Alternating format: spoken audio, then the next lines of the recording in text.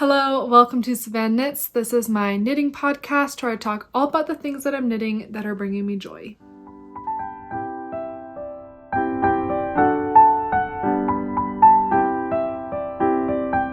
My name is Savannah and I live in Utah in the United States, where I am a stay-at-home mom and obviously love to knit and to read. And I always like to ask you guys a question of the day so I can get to know you better. So the question of the day is, what color do you like to knit most? What color of yarn? I am curious. I was thinking about this when I was looking through my sweaters and my yarn stash, and I definitely like pinks and purples and blues, and also some brown and some gray, some neutrals in there, but I think right now pink is my favorite. So let me know what yours is down in the comments below, or if you'd rather tell me what you're working on, that's okay too.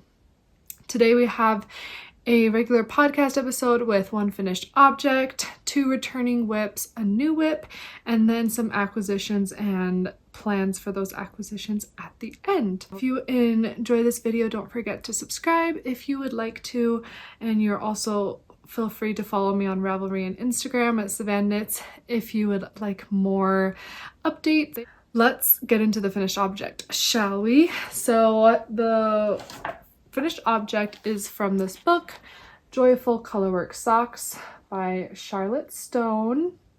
This book was gifted to me by Page Street Publishing, and I made the Fintastic fish socks. And I definitely did them a little bit different than the pattern, but here they are. They look so good. Obviously a lot less colorful. These are a gift for my husband for his birthday next month, and they are a surprise for him. He has no idea that I'm making these for him. This is my first time making him any sort of socks purposely for him, so hopefully they fit. I did a 72 stitch cast on.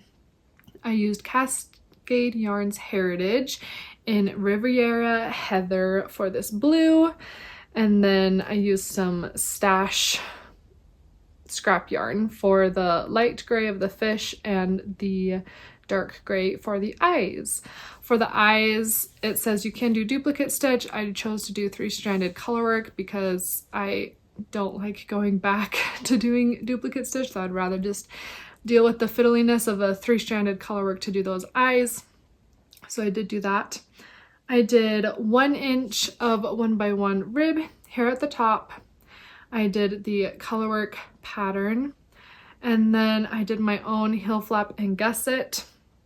The pattern recommends a German short row heel, but I just did the regular heel flap and gusset, mostly because I am not as familiar with the German short row heel, and I definitely want to try it, especially Charlotte Stone's version of it, because I've heard good things. But for a gift that I've never made my husband socks before, I wanted to get the fit as close as I possibly could without having him try them on, so I decided to just do the heel flap and gusset.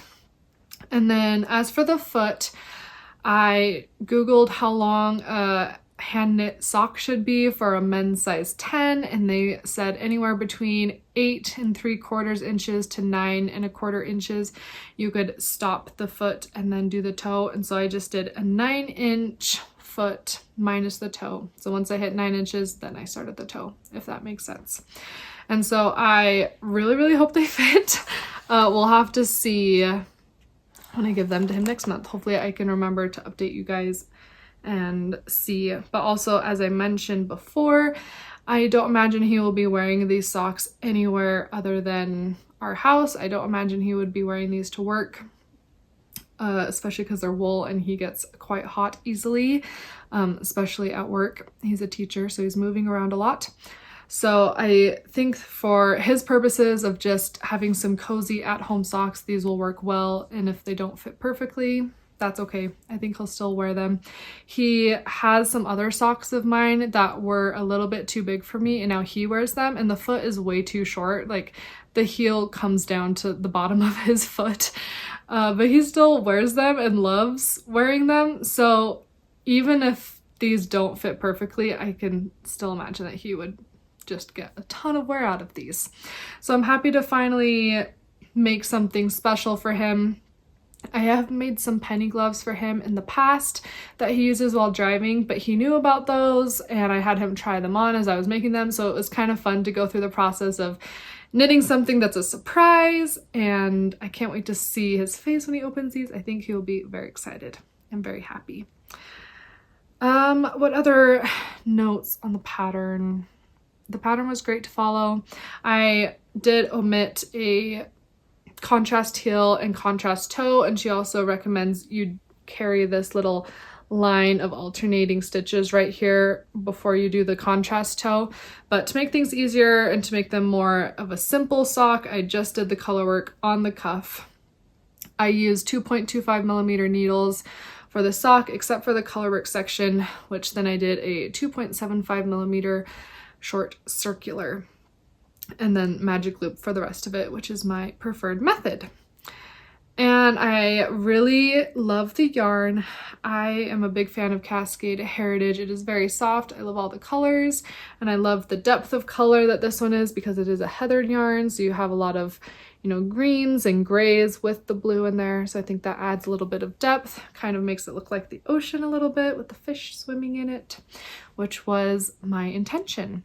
And I was pretty sneaky, and he technically picked out this blue yarn because we were at my favorite local yarn shop during our little anniversary getaway at the beginning of January, and I was going to pick some sock yarn, and he said he really liked this color, and so I thought, well, that's what I'm going to use for your socks then. So it worked out great for that. And yeah, I think I'm just overall really impressed with Charlotte Stone's colorwork socks. They always fit because she has you increase stitches for just this colorwork portion and then decrease them out for the rest of the leg, and so you never have to worry about the floats being too tight. She also recommends you don't catch any floats as you're knitting, which I followed, and I have found that it's perfectly stretchy and it looks pretty even too, so I don't even feel like you need to catch floats because the gauge is so small in a sock. So overall, I am very pleased with these. They did take me a little bit longer than I thought I would. I started them on January 17th and finished them on February 24th, so it took me 5 weeks, a little over 5 weeks. But also I could only work on these when he was at work and my kids were chill. So not a lot of dedicated knitting time went into these, just kind of picked them up whenever I could, and I am kind of relieved that they're done because when a project stays on my needles for that long, I'm anxious to get them off the needles and finished. So very happy that these are done and beautiful, and I will let you guys know his reaction when he opens them next month.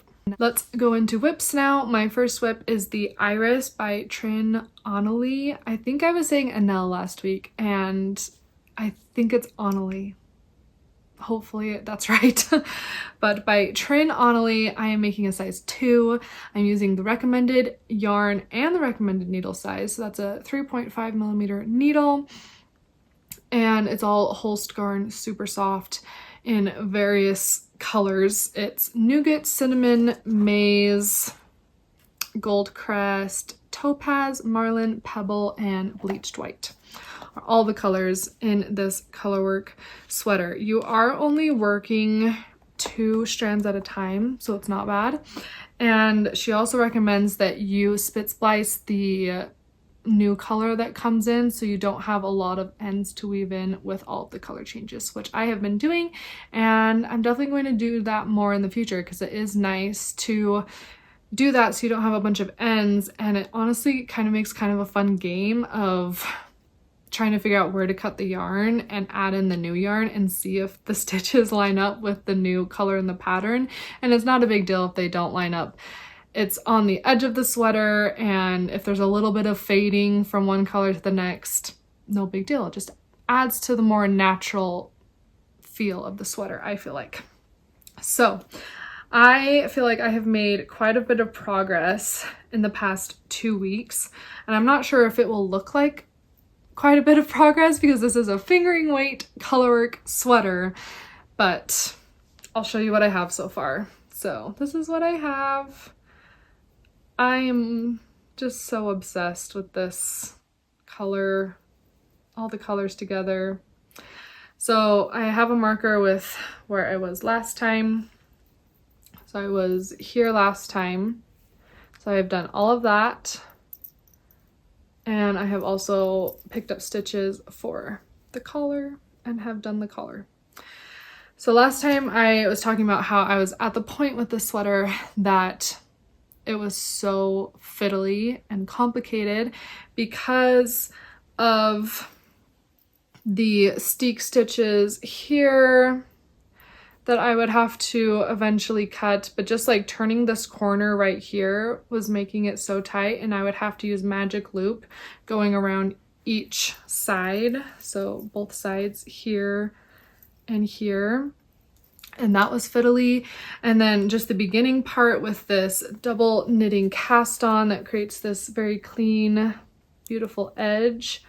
That was also very fiddly, and joining in the round was fiddly. It was just a lot. It was overwhelming, definitely doable, but it took a lot of energy, and I also was just making a lot of stupid mistakes that were user errors, and so it was just not a smooth ride, and it was killing me to not have that smooth ride. So there were also steek stitches on the neckline that I had to remember to do.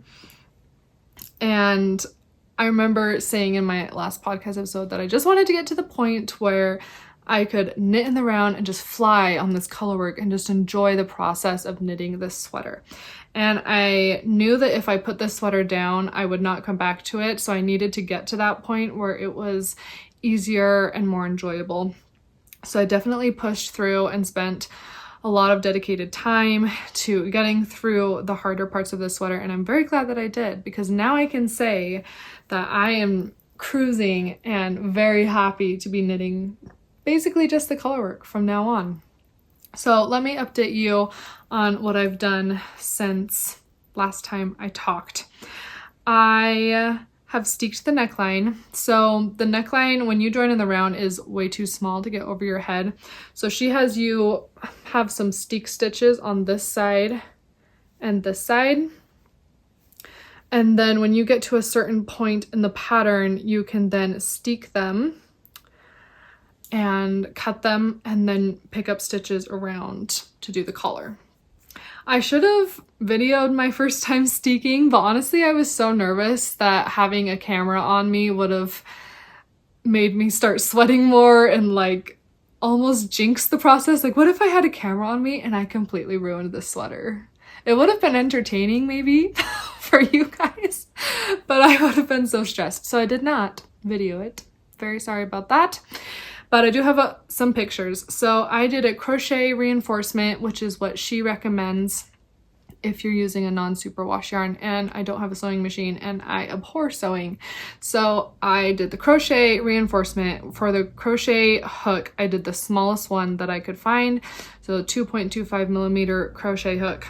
And then I was going to use the Whole Scarn Super Soft yarn to do the steeking, and it was snapping as I was trying to do it. And I think it's just too thin. It didn't have a lot of strength to it. So I chose a white sock yarn that had some nylon in it for extra durability, and that worked really, really well. And per the instructions of other people on Ravelry, I did it as tight as I possibly could. And yeah, just followed her instructions. She has a video linked in the pattern. I'll link the video in the description for the steeking process that I used that she had linked in her pattern. So let me try to show you what the steek looked like. So those are my steek stitches, that little white line of crochet right there. Did it as tight as I could, did both sides, and then it was time to cut. And I cut, and lo and behold, it was beautiful. It did not unravel. We're good to go. So very relieved about that. I'm glad that I could practice on the neckline, because I am going to be doing the same thing for the armholes right here. So I'm glad I could practice on a shorter length with the neckline. So it wasn't a lot of steeking. It was probably from here to here on both sides, and I did steam block it beforehand, so you can kind of see where the stitches look a lot less gapey right there, because this yarn does bloom a lot with blocking. So even with the steam block, it looks quite closed up and beautiful. After I did the steeking, I worked a couple more rounds of the yoke, and then I decided to pick up for the collar just to make it look a little more finished and maybe see if those steek stitches really were secure, and so far so good. I ended up going down a needle size for the collar. I've noticed in some other Ravelry photos and in the sample photos that the collar is quite wide and kind of looks stretched out to me, and she does say that you're welcome to pick up less stitches if you wanted a more fitted collar. And instead I thought I would just go down a needle size and see if that works. So I did a 2.75 millimeter for the collar instead of a 3 millimeter that she recommends, and it's a 2x2 rib, double folded, and I still feel like it looks kind of wide. Unfortunately, I can't really try this on at this point because there's no armholes to really put my arms through, so it would just sit like on my neck and I can't really pull it down over my shoulders very well. So, and even if I did, it wouldn't give me an accurate representation of this collar. So I am coming to terms with the fact that after I steek the armholes and try this on, I might have to go back and redo this or add some elastic. Honestly, I'll probably try to add elastic before I redo it, just because it was a lot of knitting to do 3 to 4 inches. I can't remember exactly how much of this 2x2 rib in a fingering weight yarn, and then fold it over and bind it off. I would rather not do that again. So we'll see if elastic is good enough or if I have to redo it. But if I have to redo it, I will. I really don't want it to be a super wide neck on me. I want some coverage up here for this sweater. So we'll see how it looks when I steek the armholes. So after I did that, I then finished the yoke. I bound off these steek stitches and casted on an extra stitch underneath for, I think there's a faux seam that goes on the sides of the sweater. So my plan is I'm just going to knit maybe an inch of the body, and then I am going to steek the armholes so that I can give this a proper try on, make sure that it's fitting well, although after I steek the armholes, there's really not much I can do about the fit at that point.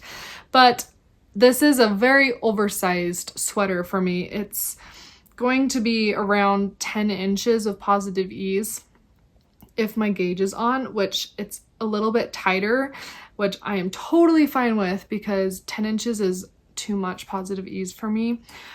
So I'm always knitting tighter than what my gauge swatch says, than what the pattern says, so I expected that. So I'm totally fine if it ends up being like a 47-inch circumference instead of a 51-inch for the size 2. So I think that it will be totally fine with this because I knit to an inch amount instead of rows. So I know that the armholes are going to be the correct depth for me based on how many inches I knit the armhole depth. And if it ends up being too big, that's okay. Oversized sweater, oversized drop shoulder look. And I don't think it will be too small of an armhole depth because several of my other sweaters also have this measurement of armhole depth, so I think it will work out fine. At least that's what I'm telling myself.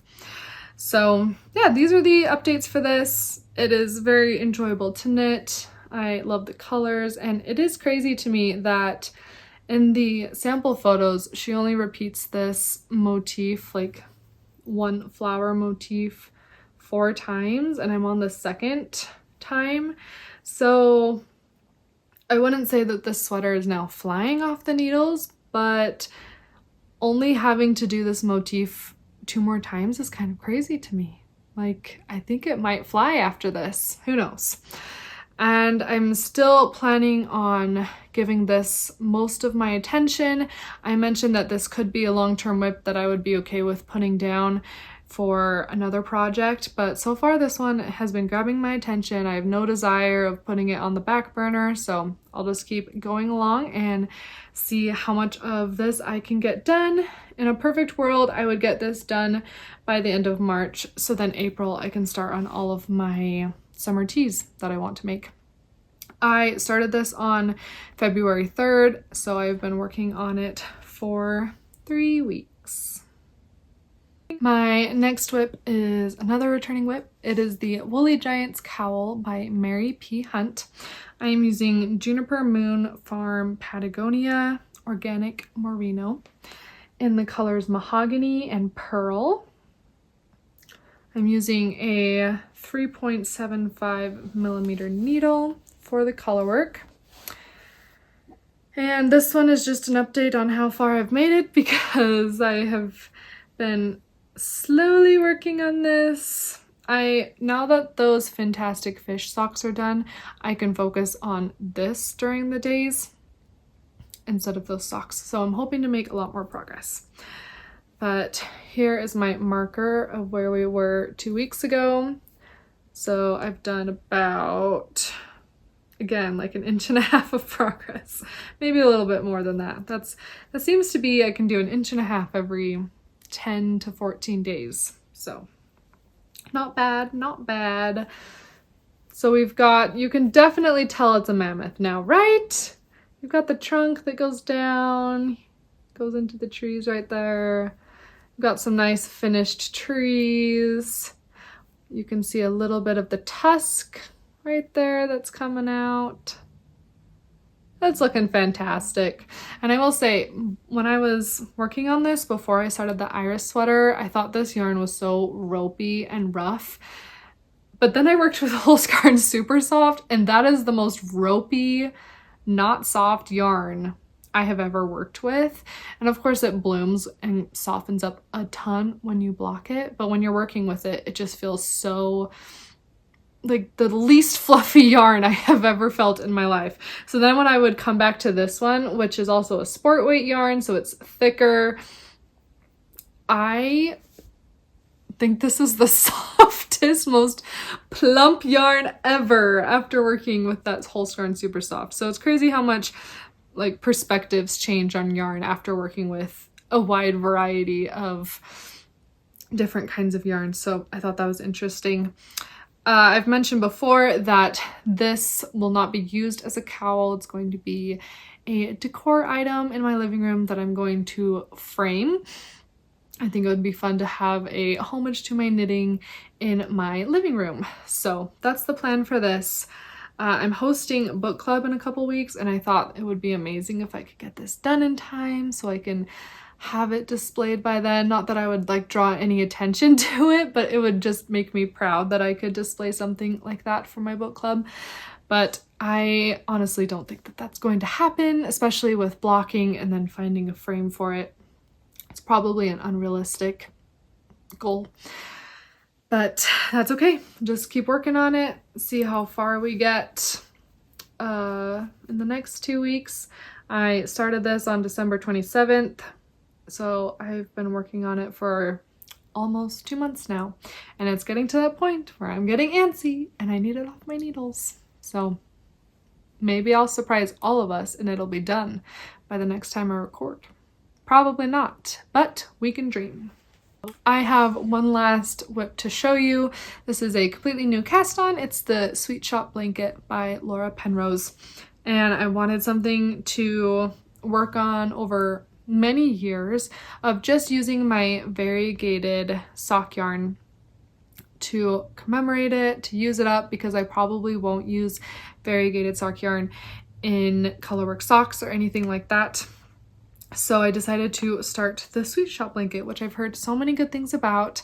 And again, it's a project that I'm going to be working on for years, so I won't show it every single time I have a podcast, but just when I make some good progress on it, I'll keep updating you guys.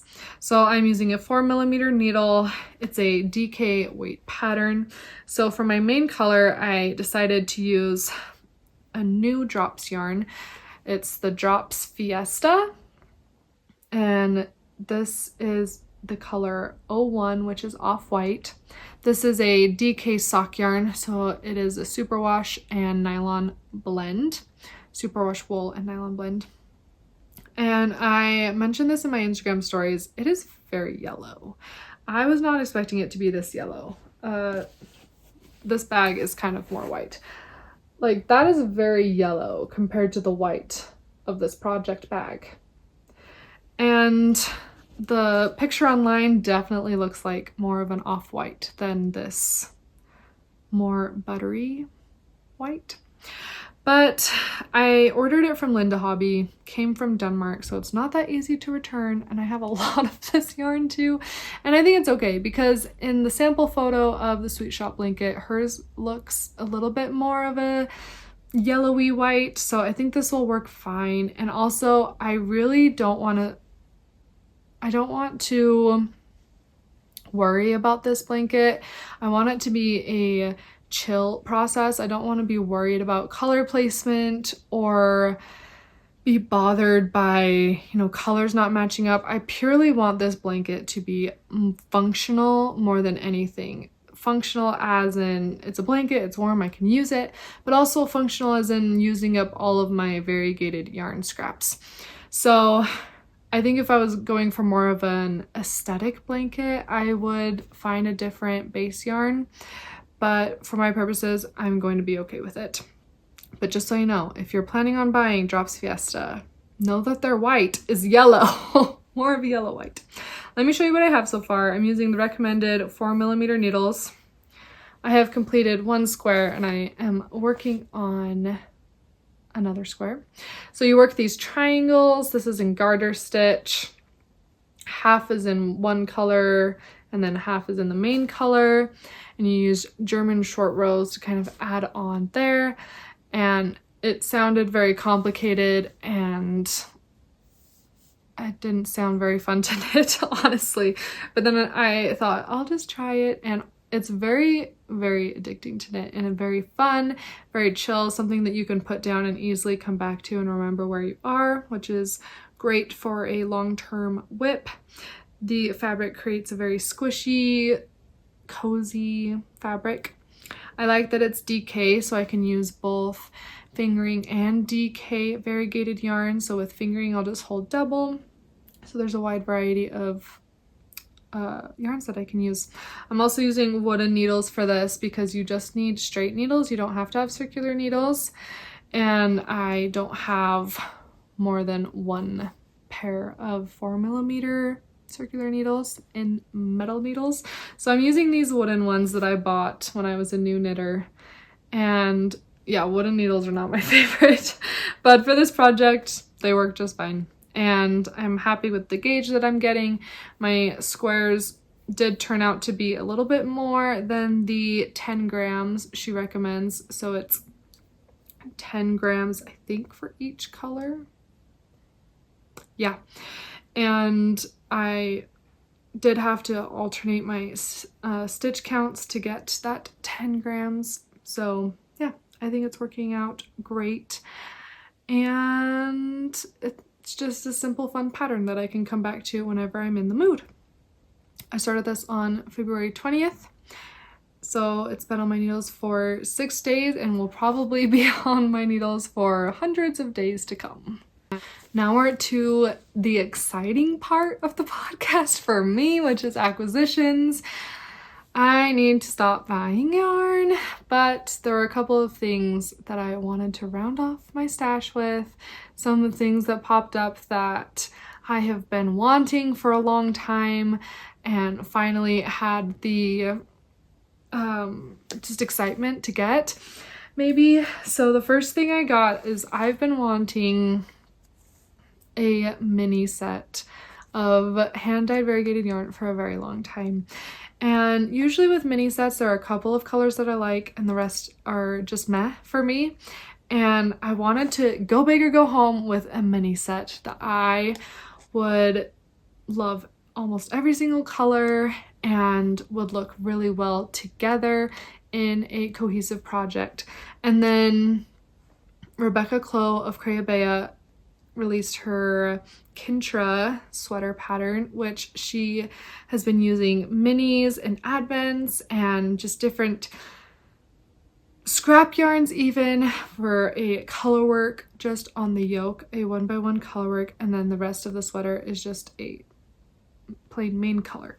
And so I thought that would be a super great idea for using these crazy mini skeins that I had in my head, but not having an overwhelming product, because sometimes I feel like when you just have all of the mini skeins together, it's just a lot of color, there's a lot going on, and I didn't want that for this project. But I think with just having the color work across the yoke, I think it's beautiful. I think it's a statement piece. Very excited. So Ruby and Roses is one of my favorite dyers ever. She has very saturated jewel tones, a lot of speckling, and if I'm going to buy a hand-dyed yarn, I want it to be a statement. I want it to be beautiful. I want it to be bright, and she checks all the boxes for that. So she announced this mini set. It's called her Tea Time mini set, and I'll just kind of go like this. You can see all the colors. They're so beautiful. This is fingering weight superwash blend. Maybe I'll go like this too so you can see all of them. So there's a lot of darker colors. Like you have this blackish, and it does have some maybe red undertones to the black, and you have some dark purples and greens, blues, but then you also have this like vibrant hot pink right here that I love, and some like lighter purples and lighter blue. So you've definitely got a good variety of colors, and I loved this set so much.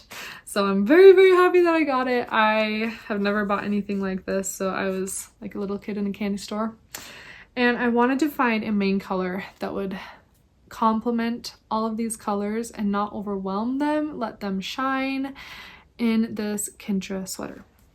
So I decided to go with, and also because this was pretty expensive, I wanted to go with a more budget-friendly yarn for the rest of the sweater. And I wanted it to be superwash so that it would match the superwash of the minis. So I decided to do Cascade Yarns Heritage, which is their sock yarn. Same yarn that I used for the Fintastic fish socks. And this is in color 5631, which I want to say it's charcoal or something like that for this color. And I think it will go fantastically with these minis.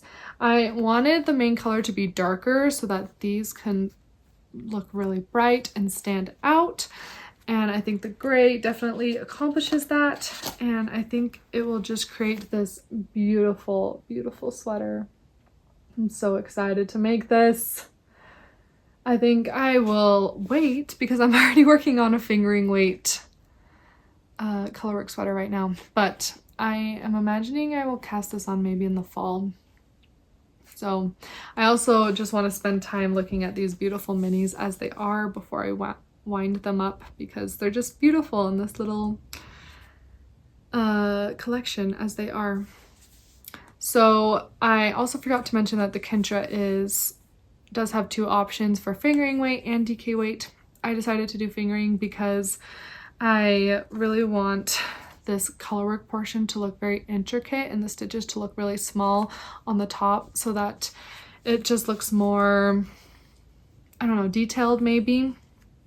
And I think once I get the colorwork done, the rest of this sweater will just be fingering weight stockinette, but that can replace sort of my sock knitting during the day, my TV knitting. I don't think that it will be an issue to knit the rest of it in fingering weight, and I can take breaks as I need to.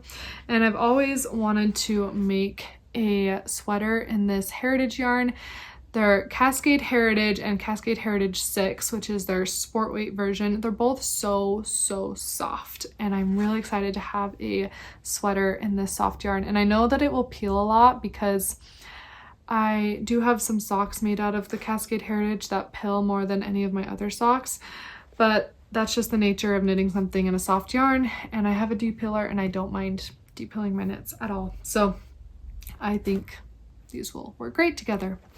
My other acquisition is my yarn store near me, which is Harmony in Provo.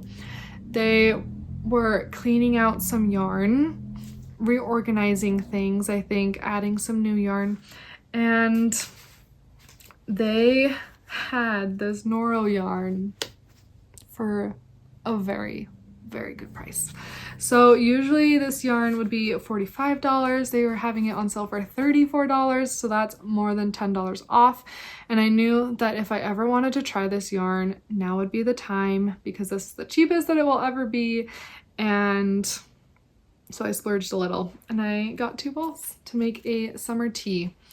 This is the Uchiwa Noro yarn, and this is the color 9. And it's this beautiful navy blue with some pink and royal blue and green and yellow and just all sorts of beautiful color layers and tweedy bits in there. Absolutely love it. With this yarn, I am planning on making the Riley tee by Rachel Kurihara. So yeah, I have kind of an order of what I want to do things in, so hopefully I can get to this by May or June, but it's the second summer tee that I want to make. The other one is the Sabrina V-neck by Tamara Jordan, which I'm going to be using a purple variegated yarn for. So anyways, those are my acquisitions, kind of a lot. The Drops Fiesta is always also in those acquisitions, and I'm set now for the year. I'm very excited about these yarns. Very happy that, you know, yarns that I've been looking for a long time, I finally found ones that make me excited, and looking forward to this wonderful year of knitting that I have ahead of me. So thank you so much for watching. If you've made it to this point in the video, I truly appreciate you. I love all of your comments and responding to all of them. I have noticed that a lot of you are returning commenters, so thank you so much. Also, if you're one of those silent viewers, I appreciate you as well, and I can relate because I'm also a silent viewer, but I've been trying to do better about commenting on other people's YouTube posts as well. But just know that I appreciate you even if you don't comment. I appreciate all of you for watching these videos, interacting however you would like. Don't forget to comment on the question of the day of what color yarn do you like to knit with the most. I hope you guys are finding joy in what you're knitting, and I will see you next time. Bye.